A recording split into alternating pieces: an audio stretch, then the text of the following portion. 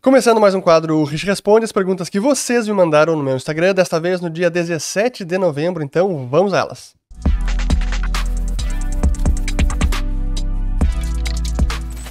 Muito bem, todos aqueles que estão chegando agora aqui no canal, meu nome é Fernando Urge, aqui a gente fala de economia, mercados e investimentos. Se vocês gostaram do conteúdo, considerem se inscrever, ativando o sininho aqui embaixo e também compartilhando este vídeo. Que eu começo já dando um recado muito importante, porque hoje, que é domingo, dia 20 de novembro, estamos começando a Black Friday, então quem está interessado e quer conhecer mais sobre Follow the Money, a gente tem uma promoção super especial, todas as informações no link na descrição do vídeo. Espero que vocês possam fazer parte do Follow the Money e seguir o dinheiro. Muito bem, aqui tenho várias perguntas que eu separei. Eu estou gravando numa manhã de domingo de Nagoya, que é sábado à noite no Japão. Ainda tô meio dormido aqui por conta do jet lag, mas enfim, é sábado à noite no Brasil, domingo de manhã em Nagoya, no Japão. Tô com uma vista maravilhosa aqui na frente, até depois eu mostro pra vocês. Mas enfim, hoje tem um evento muito bacana, que é a Expo Talks Invest 2022, que eu vou palestrar. Foi para isso que eu vim para o Japão, até respondendo algumas das perguntas que chegaram. Esse foi o objetivo da minha viagem e eu estou aproveitando também para conhecer um pouco deste país tão distante, tão bonito, com uma cultura tão bacana. E tá sendo uma experiência maravilhosa. Mas enfim, vamos responder as perguntas. Eu acho que tá tudo certo com imagem, com som. Eu não vou conseguir prestar muita atenção hoje em edição de vídeo, porque eu preciso correr. Mas vamos lá. Primeiro aqui do Ricardo Chiquito. Todas as curvas de juros americanas se inverteram? Qual a probabilidade de uma recessão? Sim, a gente teve finalmente a inversão completa da curva de juros, inclusive o título de 30 anos rendendo menos do que o de 3 meses. E, assim, se a gente olhar hoje as evidências que temos nos últimos 70 anos, quando há uma inversão de todos os vencimentos, até mesmo de 30 anos rendendo abaixo de 3 meses, é um sinal que nesse período todo foi sempre precedeu uma recessão. Por isso é bem plausível de se imaginar que Estados Unidos pode entrar em recessão ano que vem, primeiro semestre, início do segundo semestre. Aqui do Rudy Kamonseki. A dívida do Japão nesse nível e subindo, quais seriam os possíveis sinais de insalubridade econômica? Esse já é um sinal de insustentabilidade, porque a dívida PIB no Japão chegou a mais de 230% ou 240%. Faz algum tempo que eu não olho o dado, o último dado que foi divulgado, mas esse é um patamar de dívida que faz com que o Banco do Japão tenha um enorme desafio, porque esse é um dos motivos que impede o Banco do Japão de realmente subir juros. Até vou falar sobre isso na palestra hoje, na Invest 2022 Expo Talks Japan. Mas enfim, então esse sim é um sinal, não é insalubridade econômica, mas é um ponto de vulnerabilidade para a economia do Japão, sem dúvida. Porque em algum momento será preciso algum tipo de reestruturação dessa dívida, porque ela é impagável. Aqui Marcos Campos 74. Em quanto tempo você prevê que ficaremos em situação semelhante à dos hermanos? É difícil fazer essa previsão porque, por enquanto, a gente tem apenas uma sinalização de descontrole fiscal, de mais Estado intervindo, indutor do crescimento, e que são as políticas que, como eu falei naquele vídeo já tem alguns meses, se esse plano for levado a cabo, isso vai quebrar o Brasil novamente e é para a direção de Argentina. Mas não há nenhuma certeza que nós vamos para este caminho. Então é cedo dizer se a gente vai rumar para o caminho da Argentina. Ainda assim, dadas as salvaguardas institucionais que hoje nós temos, de controle monetário, de estabilidade da moeda, de Banco Central autônomo, seria preciso muita coisa ser revertida em termos do avanço que a gente fez nos últimos anos para a gente ir na direção da Argentina. O que eu quero dizer com isso? Mesmo que o governo queira gastar mais, se o Lula consegue passar no Congresso, teto de gastos estourado, 200 bi, 250, não importa. Mesmo que a gente vá nessa direção, ainda assim o Banco Central consegue frear, pelo menos pelo lado dos juros, que seria um aperto monetário talvez maior ou por mais tempo, para compensar uma gastança no fiscal. Então, hoje não é tão simples, o governo vai gastar mais, a Argentina daqui a 2 anos. Não é assim que funciona. Aqui do Wilson Zimmerman. Vai aproveitar que está no Japão para visitar o Upur na Coreia do Norte? Pois então, meu querido irmão gêmeo Fernando Upur. Não vou conseguir, vai ser só o Japão mesmo que eu vou ficar aqui, não vai dar pra ir em nenhuma das Coreias. A Coreia do Norte seria bem difícil de visitar. Aqui do Brás Pereira 108. Como funciona o processo de impressão de dinheiro no país que pode levar à inflação? A impressão de dinheiro, ou melhor, vamos falar de expansão monetária. Ela pode ocorrer por várias formas, ou são duas principais. Uma é o déficit fiscal e outra é a própria expansão do crédito pelo sistema bancário. E quando eu falo expansão monetária, eu estou me referindo ao crescimento do M2, que é um agregado monetário que considera papel, moeda em poder do público, depósito à vista, depósito à poupança, depósito a prazo. Agora, a impressão de dinheiro propriamente dita, que é dinheiro impresso pela Casa da Moeda, isso depende do Banco Central, é uma ordem emitida pelo Banco Central. Esse é o dinheiro que vai acabar circulando na economia, mas não é a única forma de dinheiro que circula. Por isso é importante entender os agregados, e eu prefiro sempre usar o M2, porque ele representa toda a moeda em circulação na economia, inclusive aquela moeda que é criada pelos bancos via expansão de crédito, que são os depósitos no sistema bancário. Não é moeda de curso legal, não é papel moeda impresso? Não, os depósitos não são isso. Mas ainda assim funcionam como se moeda fossem. E tem impacto no nível de preços, tem impacto na atividade econômica e por isso é preciso monitorá-lo. Aqui do Denis Iqueda. Boa, ó. Qual índice dar mais atenção? Taxa de 3 meses ou de 30 anos do Fed? É toda a curva de juros. As taxas mais longas têm uma função um pouco diferente das taxas mais curtas. Por isso que a sinalização da curva de juros é um indício importante do que pode acontecer ou o que está acontecendo com a economia. Tem mais duas do Denis aqui que eu vou ler que é interessante. Uma que ele pergunta sobre demissões antes da Black Friday em Natal. Pois é, a gente está vendo já nos Estados Unidos as empresas de tecnologia, várias demitindo, até eu pretendo fazer um vídeo sobre isso. A gente teve Facebook, a Meta, 10 mil funcionários, cerca de 10% da força de trabalho. Tivemos a Amazon também anunciando demissão. Tivemos o Twitter, um pouco por razões particulares do Elon Musk. Mas enfim, isso está acontecendo. Então sim, o Silicon Valley está demitindo funcionários. E muitas empresas já começaram.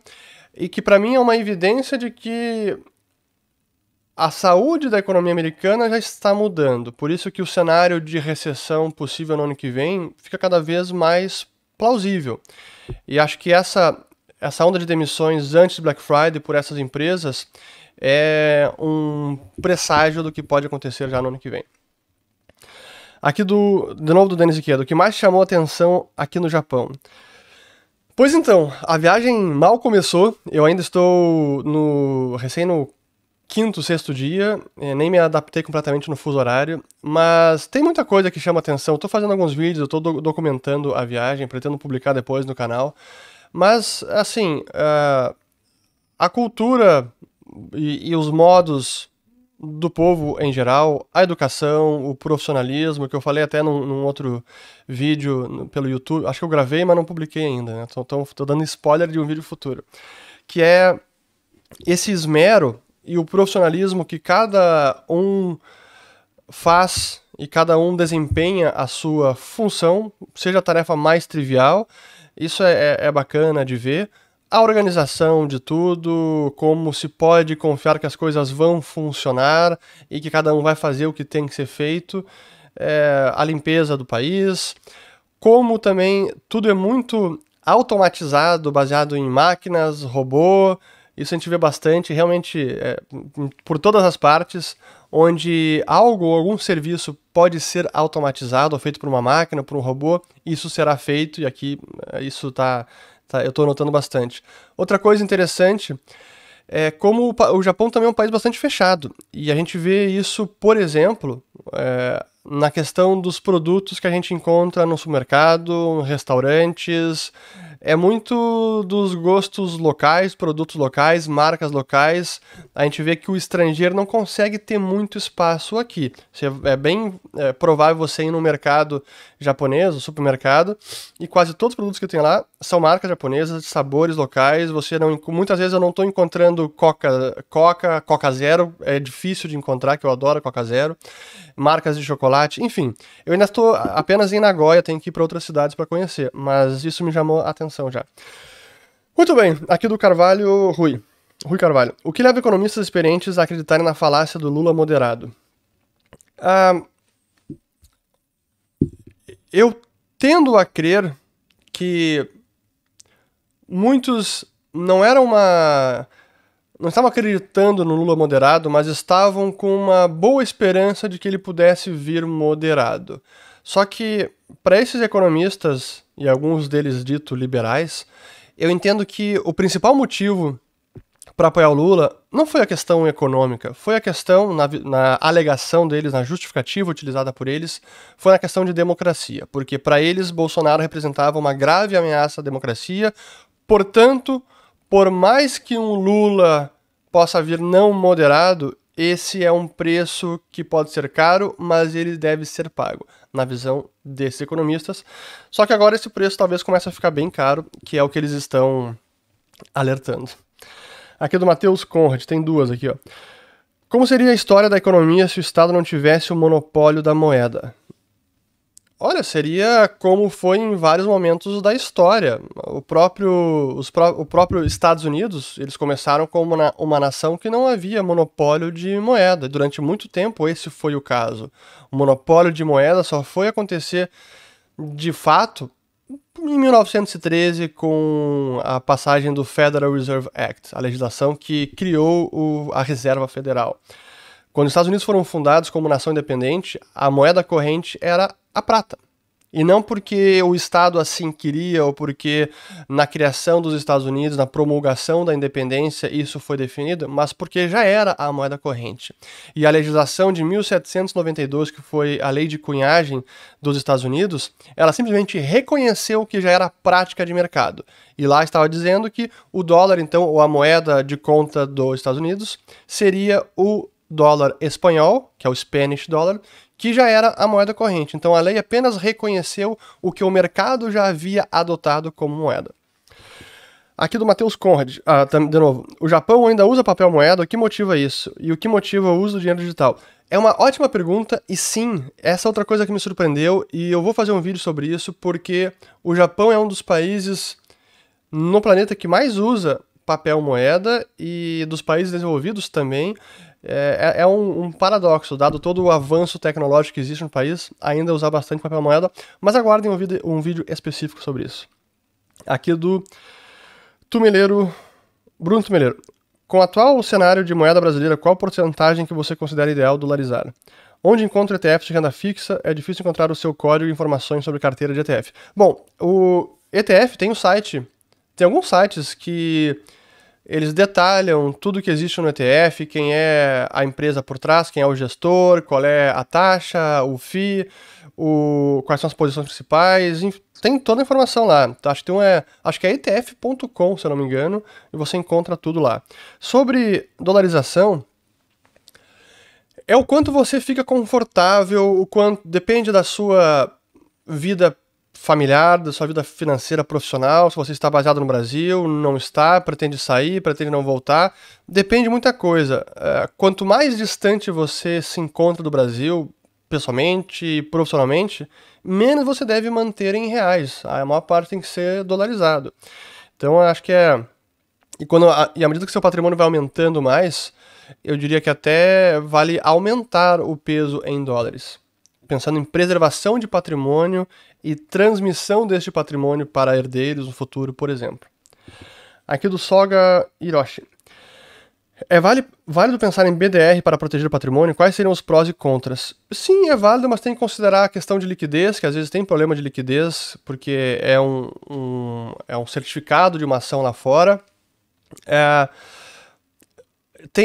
Hoje, felizmente, por exemplo, pela Liberta Investimentos, usando o aplicativo da XP, você já tem acesso à conta internacional e pode comprar vários ativos lá fora e ações de empresa. Então não precisa mais ser apenas BDR. Hoje já tem essa facilidade e é tudo no app. É fantástico. Quem precisar de ajuda e quer saber como investir melhor, recomendo falar com os assessores da Liberta pelo link aqui na descrição do vídeo. Aqui do Leilang95. Como saber se minha exchange de criptos é confiável? Medo de estar numa FTX. Pois então, a gente tem...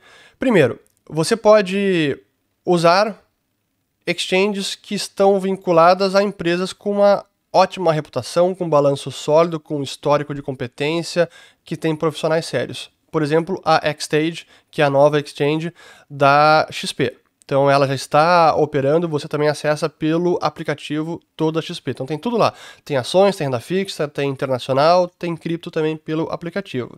Isso é uma forma. Para quem está fora do Brasil, para quem está em outros países, Europa, Estados Unidos, América Latina, etc., o que eu sempre recomendo é, se você está pensando no longo prazo, não precisa correr o risco da exchange deixar depositado na corretora. Você pode sacar e guardar numa carteira em hardware sua.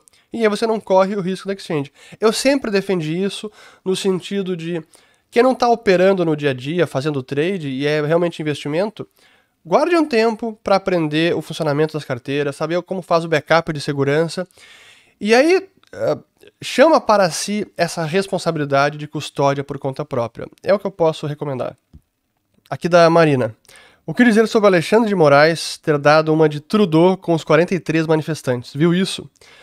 Pois então, eu vi isso e a referência que ela faz é sobre o bloqueio o comboio dos caminhoneiros no Canadá, que também houve uma resposta bem autoritária do Justin Trudeau, também bloqueando contas lá, inclusive de quem doou para o comboio. E aqui a gente viu essas atitudes do Alexandre de Moraes. E realmente eu tenho muita preocupação, eu concordo com o grande jurista brasileiro Ives Gandra Martins, que há um ativismo e uma interferência além do devido para a Suprema Corte. E esse tipo de manifestação e as respostas que estão tendo pelo STF, pelo Alexandre de Moraes, eu acho que é justamente esse receio, essa preocupação que o Ives Gandra também tem expressado. Eu concordo com ele. Aqui do Mariano Ferreira. Compra ou já comprou o BTC P2P? O que acha dessa prática? P2P seria peer-to-peer, entre pessoas. Tem que ter muito cuidado porque você precisa conhecer a contraparte, saber como fazer uma transação, se precaver de alguma maneira para ter certeza que a transação vai ser concluída, que você vai transferir o dinheiro, a pessoa vai te transferir os BTC, então tenha cuidado, eu acho que tem seus riscos.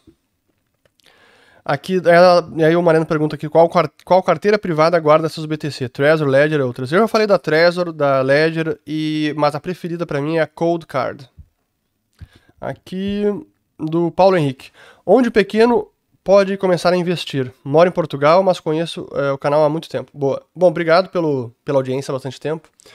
Olha, hoje tem tanta facilidade para o pequeno investidor, tanta alternativa, como eu já mencionei no caso do aplicativo da XP, pela Liberta Investimentos, tem muita alternativa. Estando em Portugal, aí depende da sua situação, é preciso buscar as formas que existem aí em Portugal, as corretoras que dão acesso para o investidor do varejo, mas olha, a alternativa hoje em dia não falta. Aqui do Roger Souza 955. Qual ideia econômica do Lula mais te assusta? Olha, assustar nenhuma assusta porque eu já conheço, não é uma surpresa. Mas do que tem sido dito, o que está assustando mais é como ele parece estar querendo, que eu digo, peitar o mercado. Ele, seus aliados, os mais radicais do PT, e isso não é uma receita de sucesso, porque você não peita o mercado, os investidores do Brasil e do mundo inteiro com suas bravatas, isso não funciona. E pelo contrário, pode acabar até, como se diz, backfiring, ricocheteando, porque vai trazer mais aversão, mais preocupação, e o capital vai fugir mais ainda, depreciando mais a moeda, subindo os juros. É o que eu digo que não tem mágica. Isso tem me preocupado, essa fala querendo realmente ir contra o mercado e desafiá-lo. Não vai dar certo jamais. Outra coisa que tem preocupado, que a gente está vendo alguns dos mais radicais do PT e que estão próximos a Lula, é querer fazer uma política de terra arrasada, inclusive revertendo políticas que foram passadas agora, marcos importantes como o marco do saneamento, da cabotagem, marco do gás, autonomia do Banco Central. Para que fazer isso? Seria um retrocesso enorme, uma péssima sinalização para o investidor, seria a conclusão definitiva de que o Brasil não é um país sério, não dá para investir aqui, porque você passa 4 anos, tem uma expectativa, passam leis importantes para dar previsibilidade e segurança jurídica, e aí vem um novo governo e quer reverter tudo isso e joga no lixo, e voltamos à estaca zero, até pior, damos vários passos para trás. Para quê? Tem uma nova proposta, tem um novo projeto político de poder, de Estado, então vamos daqui para frente, e não desfazer as boas políticas que foram adotadas pelo governo Bolsonaro, ou pelo Temer, ou até mesmo pelo Dilma 1, 2 e Lula, quais elas forem. Enfim. Complicado. Aqui do Luiz Peles. Conta internacional da Nomad ou outros bancos para ter uma reserva em dólar vale a pena? Eu não conheço a conta da Nomad, nunca usei. Outros bancos têm várias alternativas. O que eu diria? Para reserva em dólar, e claro que isso depende do montante, mas vale a pena ter uma diversificação também de alternativas lá fora. Por exemplo, para ter dólar para turismo, para viagens, para emergências, talvez alguma coisa em papel moeda, alguma coisa em cartões internacionais emitidos por bancos. Quem conseguir alguma coisa, conta lá fora, ter conta lá aberta e com cartões emitidos lá fora também. Enfim, acho que é também diversificar essa parte de dólar fora do Brasil. Aqui do Robson Luiz F. A fuga de cérebros vem tornando o Brasil ainda mais pobre.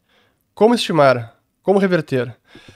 Sim, a fuga de cérebros, o chamado brain drain, a drenagem de cérebros, ela ocorre no Brasil e outros países que não incentivam a permanência dos bons profissionais, dos bons intelectuais, bons cientistas, etc. E pelo contrário, incentiva e afugenta esses profissionais.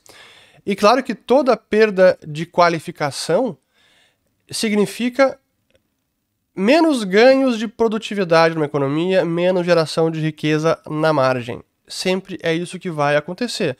Então, deixa o país mais pobre, sem dúvida, ou impede uma geração de riqueza maior, impede um maior enriquecimento da nossa economia. Como estimar? Você pode estimar com dados de imigração de pessoas, por qualificação, quem já tem superior completo, quem tem pós-graduação, mestrado, doutorado. Essa é uma forma de estimar. Por exemplo, quantos... Nem sei onde eu buscaria esses dados, que eu nunca fiz essa análise, mas dando uma dica, se a gente conseguir saber quantos PhDs nós temos, doutorados, doutores, mestrados, mestres, e fazer uma análise de quanto estamos perdendo esses profissionais que estão imigrando, a gente pode fazer chegar a um cálculo de quanto nós perdemos de bons profissionais de brain drain, além como empresários, empreendedores. Eu iria por aí, tentar achar dados de imigração. Aqui do Paulo Gu. Dicas de filmes e séries sobre economia e investimento. Pois eu já dei várias dicas sobre isso, mas vamos dar uma dica recente. Um que eu tô assistindo agora, até não acabei, até porque eu estou no Japão e comecei a assistir, é o documentário sobre o Carlos Ghosn, que era o presidente e CEO da Renault, depois foi da Nissan, e depois Renault, Nissan. Ele acabou sendo preso e fugiu do Japão, fugiu da prisão. Esse é um documentário que tem na Netflix. O documentário recente que vale a pena assistir, até porque não é tão recente, mas acabou de ter a decisão judicial, o caso da Theranos, que é da empreendedora americana Elizabeth Holmes. E ela foi sentenciada a 11 anos de prisão por fraude. 11 anos de prisão. E essa mulher foi comparada ao Steve Jobs, que era o novo Steve Jobs, e ela inventou uma empresa, criou uma empresa, uma startup que era para revolucionar os exames de sangue e no fim se revelou uma grande fraude. E tem alguns documentários, tem um que é na HBO Max, se eu não estou enganado, se chama The Dropout, é com aquela atriz Sigmund, como é que é o nome dela? Agora me esqueci o nome dela. Muito boa. E depois tem também um documentário da HBO, aí não é uma série, é um documentário chamado Out for Blood. Acho que é isso, Na Busca pelo Sangue. Que é aí o documentário sobre o caso da Theranos. É história surreal. Enfim, aqui do Robson Luiz de novo. Aumento de produtividade torna a economia real deflacionária, então a inflação é maior do que a divulgada? Não, a inflação divulgada já considera os ganhos de produtividade da economia. Isso significa que se não houvesse uma maior depreciação da moeda, a gente teria possivelmente uma economia deflacionária. Então, onde os preços vão caindo ano após ano, como já acontece em vários setores, como o de TI, de computação. Aqui do Pedro Saraiva, boa pergunta. Lula recebeu o dólar a 3,52 e entregou a 1,66. Isso de 2003 a 2010. É possível fazer novamente? Sim ou não? Por quê? Eu acho que é bem mais complicado por alguns motivos. O primeiro deles, quando Lula chegou no governo em 2003 e o dólar estava em 3,52, esse nível de alta do dólar foi um enorme de um overshooting. O mercado sobrevendeu o real e ele depreciou demais além da conta. Então o Lula já pegou o real num patamar muito desvalorizado. O que isso quer dizer?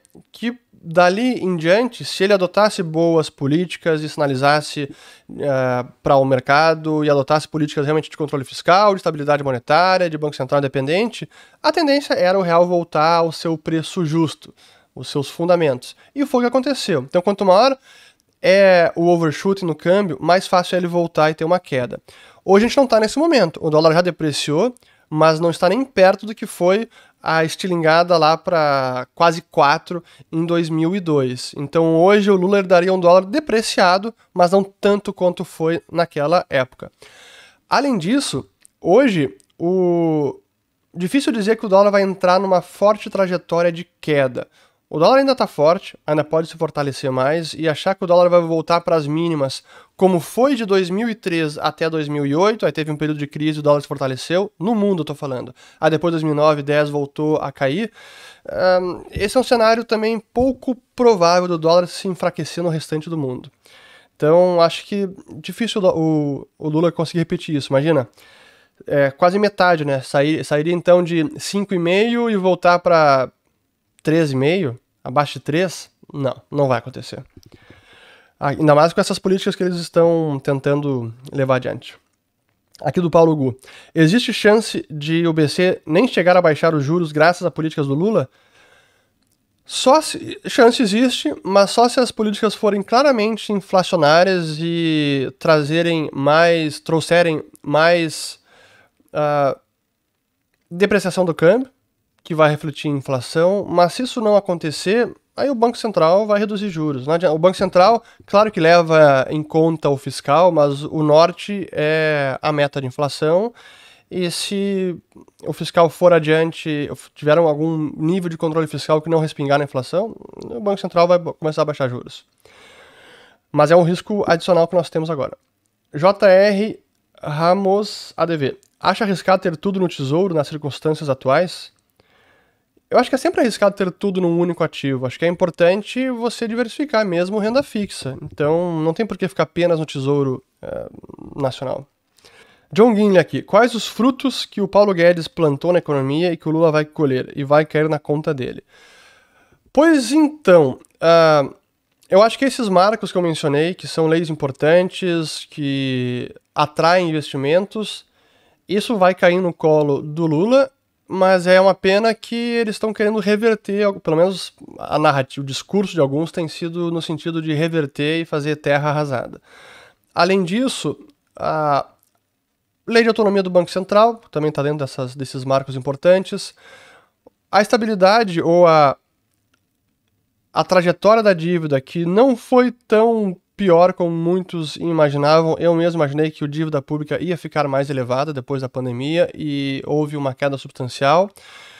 O fato de não haver inchaço do funcionalismo público, o Lula vai herdar isso, só que a gente conhece a visão, as ideias da esquerda e não é nada de redução de Estado, de cortar funcionários ou não inchar mais a máquina pública. Então, enfim, aqui do Thiago Holanda. Indica jornais e blogs respeitáveis para informações do mercado financeiro? Eu leio muito a Bloomberg, o Wall Street Journal e o Financial Times, mas eu filtro muito o que eu leio desses jornais. Então eu busco mais como fonte de informação do que está acontecendo. Alguns autores nesses veículos eu tenho um respeito maior e considero a opinião tem mais alta conta, como o Niall Ferguson, que é o historiador escocês, o Mohammed El-Erian, eu gosto do Matt Levine, enfim, tem vários. Eu também acompanho o Zero Hedge, que por mais que ele seja muito sensacionalista, muitas vezes traz informação valiosa e antes dela chegar na imprensa tradicional.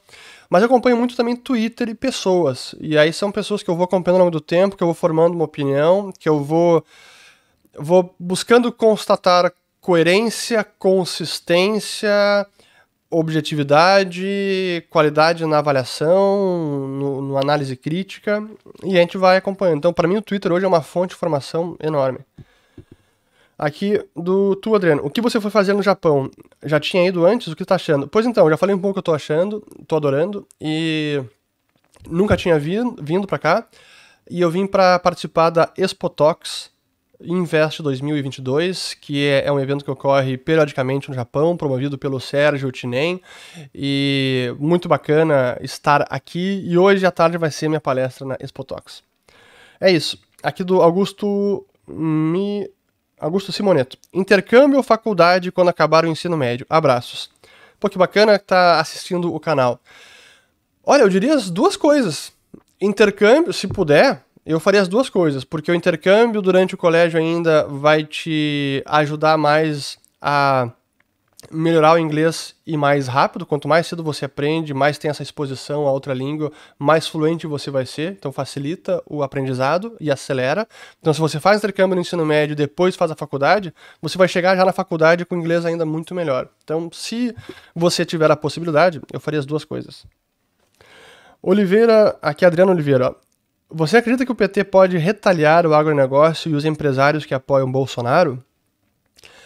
Sim, infelizmente eu acredito que isso é possível. Alexandre Domingos, 89. E o churrasco aí melhor do que o do Rio Grande do Sul? KKK. Pois então, ainda não provei o...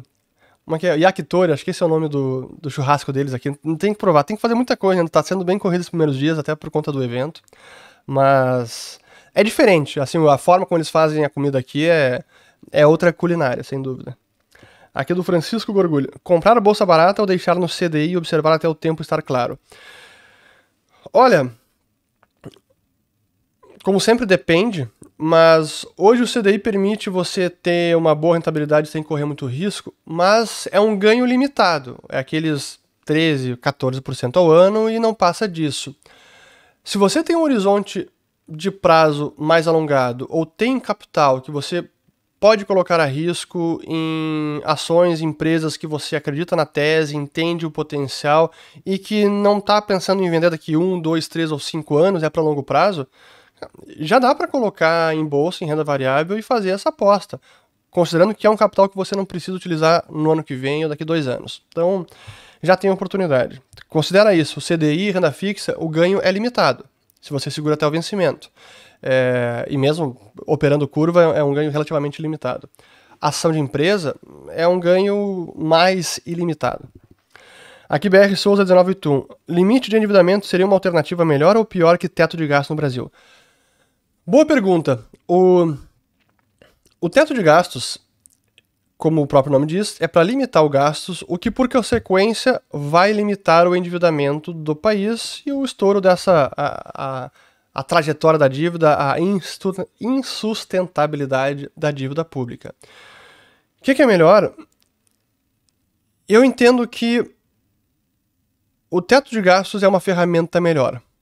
realmente limitar o gasto seria importante. Mas, eu acho que é mais importante do que apenas limitar a dívida. Mas vejam que não é uma política, digamos, uma bala de prata de controle fiscal. Mesmo o teto de gastos que o Brasil implementou tem as suas deficiências. O Leandro Roque, que é editor do Mises Brasil, fez um artigo na época, vou colocar o link aqui embaixo se eu me lembrar, se não me cobrem, sobre o teto de gastos, e que vai na direção correta, tem algumas falhas, mas ainda assim é importante limitar o gasto. Mas vejam que limitar o gasto não necessariamente vai impedir um déficit fiscal.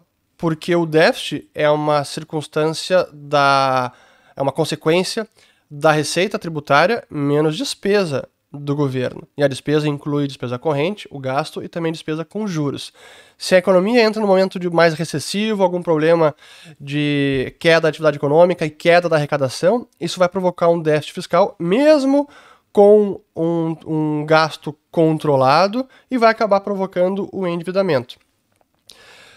O ideal seria ter uma cultura de austeridade fiscal, para que a gente siga sempre como norte o controle de contas públicas para limitar esse gasto, limitar o endividamento público, para que sobre mais dinheiro para a população, para os empreendedores investirem, produzirem riqueza, criar empregos e renda no Brasil. Esse seria o ideal, mas essa cultura de controle de gasto público, de austeridade fiscal, ela passou longe do Brasil e de boa parte dos países ou de políticos em geral. Então, é isto. Aqui do Felipe Lima sou eu. Qual a sua opinião sobre a carta de Malan, Armínio e Baixa ao Lula, sobre a responsabilidade fiscal? É o que eu disse, Por um lado, como eu já falei, eu entendo a justificativa deles, discordo completamente, mas entendi a justificativa. Mas acho que eles foram muito esperançosos e buscaram defender Lula e de forma não totalmente franca, porque esse risco que está se materializando, Lula, raiz, PT, gasto público, inchaço da máquina, Estado como indutor do crescimento, esse risco sempre esteve lá. E o próprio Lula jamais deixou explícito ou implícito que ele realmente buscaria ter a responsabilidade fiscal, que ele iria mais na linha do primeiro governo. Pelo contrário, ele sempre evitou falar desses temas. E quando falou do teto de gastos, ele falou que queria revogar o teto de gastos. Então não deveria ser nenhuma surpresa. Então quando eles estavam dando seu apoio para o Lula, deveriam ter deixado isso muito claro. Olha, esse é um risco do Lula, essa de inchar de novo o Estado, gastar mais, é um risco inflacionário, descontrole das contas, dívida maior, tudo isso, esse risco, ele existe, está presente, não pode ser subestimado. Ainda assim, nós julgamos importante apoiar Lula porque é um risco menor para a democracia. Ok, discordo, mas seria, acho que mais correta a parte deles. E agora estão tentando compensar ou remediar o estrago que pode acabar sendo feito pelo Lula com esse tipo de carta. Então, vamos ver. Aqui do Pedro Souto Júnior.eth. Muitos do mercado enfurecidos com o L. O que faria para acomodar os pobres e o mercado no orçamento? Ótima pergunta. E essa é a questão da falsa dicotomia, porque... E a esquerda usa isso muito bem, o Lula usa muito bem, e algumas pessoas isso convence. A gente está tentando acomodar os pobres e vocês não querem, vocês querem só receber juros, como vocês são malvados. E isso é realmente enviesar o debate pela via completamente equivocada. A via correta é o gasto público, o orçamento público, ele é limitado, porque os recursos da população são limitados. O Estado não tem recurso. Para ele gastar alguma coisa, ele precisa tributar ao cidadão ou se endividar. Então o seu orçamento é limitado e ele precisa elencar prioridades. Se a gente não tem como norte, como princípio, que é preciso ter controle das contas públicas, aí pode usar de qualquer narrativa eleitoreira e simplesmente, não, tem que gastar mais e agora eu gasto Bolsa Família, Auxílio Brasil, não importa, e vocês precisam acomodar isso. Quando essa é a visão, ela vai solapar o princípio de controle de contas públicas. O importante seria ter esse princípio de controle de contas públicas e, para isso, pensar no orçamento como uma seleção de prioridades. A prioridade é fazer um gasto social, então vamos reduzir do orçamento por outro lado para realmente acomodar esse gasto que este governo acha que é o principal. Essa é uma forma. Outra resposta dentro dessa pergunta é a seguinte: o investidor, o estrangeiro, o local, etc., ele não está pensando, o Lula vai gastar com pobre, vai gastar com benefício social, então eu preciso ajudar ele a fazer isso, eu não vou tirar o dinheiro do país, eu vou seguir financiando ele. Ele não pensa assim, ele pensa de forma racional. Bom, se essa sinalização significa que o Estado vai gastar mais. Estado gastando mais, é possível que a dívida vai aumentar mais. Dívida aumentando mais, esse juro vai ficar pequeno, eu vou ter que exigir um prêmio maior. Ele não quer pagar juros, quer intervir ainda mais, interferir politicamente de alguma maneira. Então, eu vou tirar o dinheiro do país porque eu não quero correr esse risco. Até porque eu sou um gestor de fundo de pensão de professores do Canadá ou da Califórnia ou qualquer que seja o outro fundo, e ele tem um dever fiduciário de alocar dinheiro dessas pessoas. E ele não vai colocar no Brasil e ajudar a financiar um programa do Lula porque o Lula diz que é um programa necessário. Não é assim que funciona. Então, por isso que eu digo que esse tipo de lacração, de bravata e de frase de efeito não vai funcionar. Não tem mágica. Então, como é que se acomoda os pobres? Primeiro, o que deveria ser sempre como princípio também, e que eu digo que não é o que o PT tem como princípio. Um benefício social, ele precisa ser temporário, porque o objetivo, de fato, seria fazer o Brasil crescer, a economia crescer, de tal modo que o benefício, um programa social, nem seja mais necessário, que ele seja inócuo, que ele seja desnecessário. Esse seria o objetivo. Mas a gente sabe que eles usam esse tipo de programa, eles e outros governos populistas, usam programas sociais como uma espécie de compra de voto, para manter um eleitorado cativo e não realmente para resolver o problema da pobreza do país. Então o benefício social deveria ser algo temporário. Se ele está sendo algo permanente, isso é uma evidência do fracasso da política do governo, porque manteve os mais pobres em situação de necessitar um benefício social.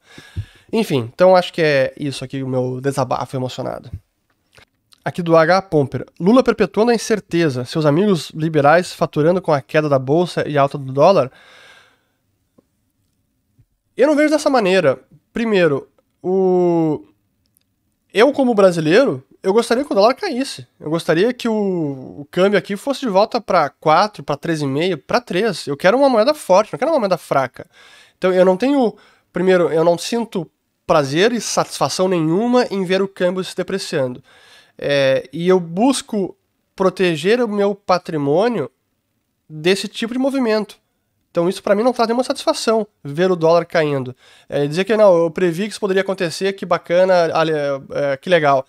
Longe disso, eu gostaria que realmente nós estivéssemos indo na direção de estabilidade da moeda, de controle de gasto público, para fazer o Brasil crescer de verdade, e não mais um voo de galinha com populismo que vai ser mais alguns anos desperdiçados.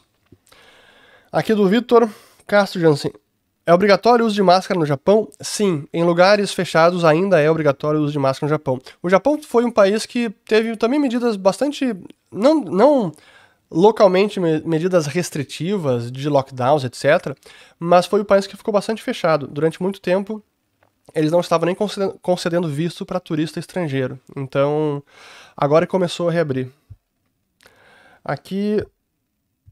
Boa, vamos lá aqui, ó. Do... Renan, tem vários aqui, ó. Você sempre diz que Bitcoin como moeda de troca não é viável no momento por causa da performance, demora e custo de transação, mas e a Lightning Network? Isso não resolve todos os problemas de performance, sem considerar a volatilidade? Olha, como é que funciona? Para mim, o Bitcoin hoje não serve como moeda corrente pela questão tecnológica e pela questão econômica da volatilidade do seu preço. A tecnológica está sendo resolvida, mas não é uma solução que está pronta, que poderia ser utilizada em larga escala por todo mundo. Já melhorou muito a Lightning Network, está melhorando, mas para mim isso eu não poderia dizer que já é uma tecnologia pronta para ser usada em larga escala pelo planeta inteiro como moeda corrente. É nesse sentido. Aqui da Juliana Hart. 400 mil para dolarizar. Qual o melhor custo-benefício? O spread da Avenue está puxado. Olha, eu acabei de dar a solução da XP na conta internacional, essa é uma forma, mas você precisa considerar todo o custo e não apenas o... Eu sei que o spread é um custo que precisa ser considerado, não dá para ignorar, mas às vezes é preciso ir além e não desconsiderar, mas pensar que no longo prazo esse spread não vai fazer muita diferença, não. Vai fazer mais diferença, colocou o dinheiro fora ou não colocou? Comprou um ativo, dolarizou ou não dolarizou? Porque quanto mais se posterga e pensa, não, o spread não tá bom, vou esperar um pouco mais, você perde a oportunidade e daqui a pouco pode ter custos maiores ainda. Então, às vezes eu sou um pouco mais pragmático, significa, azar, o spread também é um serviço que está sendo prestado e vai adiante. Mas claro, tem que sempre procurar o melhor custo-benefício. Aqui do Lázaro RDFR. Estou no meio do curso de administração, quero mestrado em economia, como preparar intelectualmente? Segue, se possível, em paralelo estudando mais economia, tem fontes diversas para estudar, isso é o que eu faria.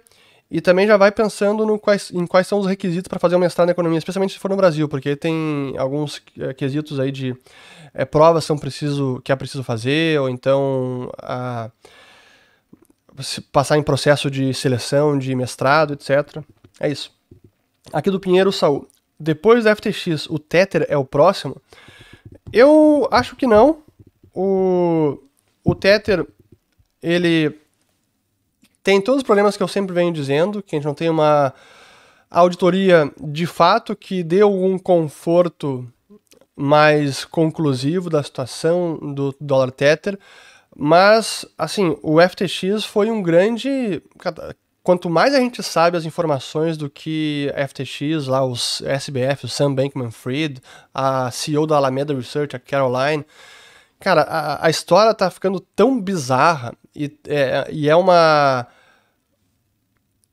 empreitada, assim, realmente criminosa, o que está sendo revelado, assim, criminosa, uma negligência de tanta gente que viabilizou que isso fosse adiante por tanto tempo e no tamanho, na dimensão que isso tomou, é bizarro. Aqui do Avelar Jamares. Como você analisa as críticas de alguns de esquerda que sinalizam um imenso descrédito em suas análises? Olha, eu lido bem com críticas. Primeiro, aquelas críticas que são mais superficiais, do tipo, primeiro, não sou economista, não tenho diploma de economista, porque eu só fiz mestrado em economia, eu sigo escola austríaca de economia, que não é nem economia, não é nem considerada os autores não são nem considerados na academia, tudo isso. Eu não dou bola para isso, realmente não estou nem preocupado, eu prefiro me focar nos argumentos e no meu histórico. Quando eu vejo críticas que são embasadas com coisas que eu falei, com análises que eu fiz, aí vale a pena buscar rebater ou contra-argumentar. Mas muitas das críticas que eu tenho visto de pessoal de esquerda, muitas vezes são superficiais nesse sentido, ou já desdenhando o trabalho, com base em ad hominem, ou então com críticas de argumentos tão superficiais que não têm importância, que não vale a pena rebater. Agora, eu tenho tantos vídeos publicados aqui no canal, eu tenho vários textos escritos, desde lá do Instituto Mises, depois no blog, no Infomani, tem muito material mais denso meu para poder criticar, e mesmo que eu venha falando aqui. Então, eu acho que o meu histórico de análise, de previsões, de argumentos, ele está todo aí, é público. Tem trocentos vídeos para publicar e pode para criticar, então está aí. E uma outra forma também de responder essa pergunta é: eu nunca me importei muito, desde que eu fiz economia, o mestrado em economia, em ir para academia, e sem que isso seja nenhum demérito para quem busca a vida de academia intelectual. Mas o meu objetivo sempre foi aplicar economia no dia a dia, aplicar economia na minha vida pessoal, na minha vida financeira, na minha vida profissional, nos meus investimentos. Porque para mim isso é muito mais importante do que simplesmente escrever papers por obrigação da academia, papers que muitas vezes ninguém jamais vai ler e que não vão ter impacto nenhum no mundo. Eu prefiro ensinar a economia que vai ser praticada pelas pessoas comuns, e é isso que eu busco fazer, e busco também estudar cada vez mais, ensinar e praticar esses conceitos, porque para mim esse é o papel da economia. A economia não deveria estar relegada apenas às universidades, e sim ao mundo real, às pessoas reais, e é o que eu busco fazer aqui. Então quem quiser criticar meu trabalho, as minhas análises, tem muitos vídeos aqui que vocês podem criticar. Ah, não é vídeo acadêmico, não é paper acadêmico? Não, não é. Mas pode ter certeza que tem muito conteúdo aqui aprofundado, denso e com aplicabilidade prática e com mais importância do que muito paper acadêmico por aí de economista. De novo, sem querer desmerecer a academia e o trabalho acadêmico, que também é importante. Mas esse foi o meu objetivo desde que eu fiz academia. Eu nunca quis apenas estudar e ser professor de universidade e buscar carreira acadêmica. Eu sempre realmente quis aplicar a economia no dia a dia, e é o que eu busco fazer aqui com os meus vídeos, com todo esse conteúdo. Espero que esteja sendo proveitoso para vocês, este canal, esses encontros e este quadro de perguntas e respostas que está acabando agora, que já tem quase 55 minutos, e eu preciso parar de gravar, editar o vídeo e sair, porque hoje tem evento aqui em Nagoya. Então, um bom domingo para todos. Não se esqueçam, Black Friday, link na descrição do vídeo. E um bom resto de semana para todo mundo. Valeu! É isto. Muito bem. O jet lag aqui é complicado. Perdão um pouco, até às vezes a fala não sai tão bem articulada. É um pouco da falta de sono. Tô dormindo pouco aqui. Um sono meio picado. Enfim, vamos lá.